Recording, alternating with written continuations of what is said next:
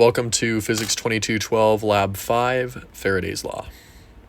The goals of this lab were to collect observational data of a magnet falling through a conductive tube of aluminum foil, simulate the interaction in GlowScript, and compare the measured to simulated data. Our actual average time to fall through the tube was 1.094 seconds, but the simulated time was 1.154 seconds. So the simulation is extremely close to reality.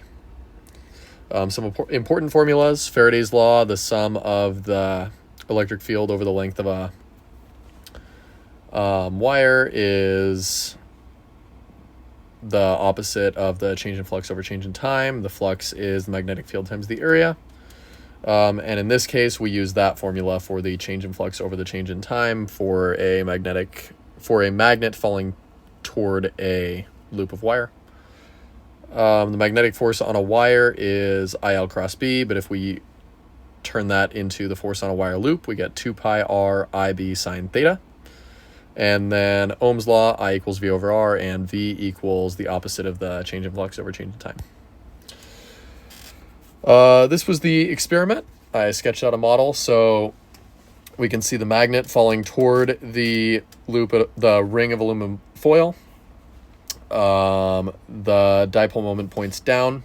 This creates a counterclockwise induced current in the aluminum foil, which creates a magnetic field that points up, thus counteracting the motion of the bar magnet. The system is the bar magnet. The surroundings are the earth and the aluminum foil.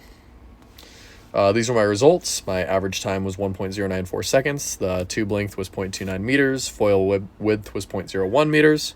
Inner diameter was 0.022 meters, outer diameter was 0.032 meters, the magnet mass was 0.027 kilograms, and the dipole moment was 3.144 Newton meters per Tesla.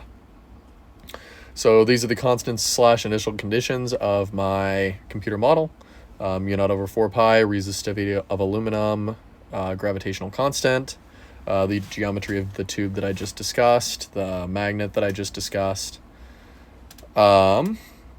and then the initial conditions. The velocity of the initial velocity of the magnet is obviously 0. The initial time is 0.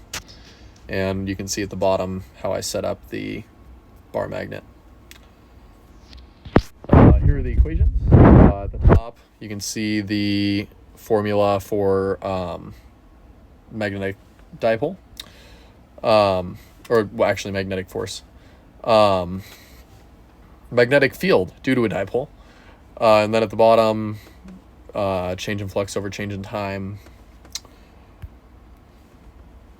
This is the loop that calculated, or that simulated the magnet falling into the loop.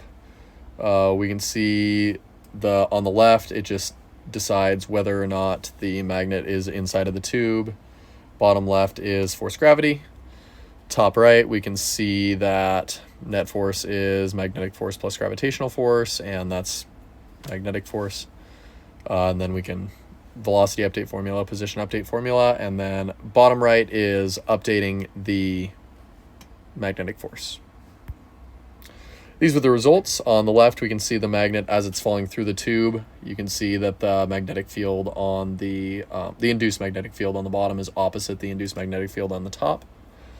And we can also see that initially the velocity is decreasing, and then it increases once it hits the tube, stays constant throughout the tube, and then increases or decreases again once it falls out of the tube. And the time simulated was 1.154 seconds. So what if resistivity were reduced to almost 0? So this would make it so that the current in the induced current could be much higher, and thus the induced magnetic field would be much higher, so the magnet would fall much slower, almost to 0 velocity. And then what if holes or slots are cut into the tube? So that's going to interrupt those currents, and we would see no effect at all. The magnet would just fall through the tube as if the tube weren't there. That was Lab 5. Thank you.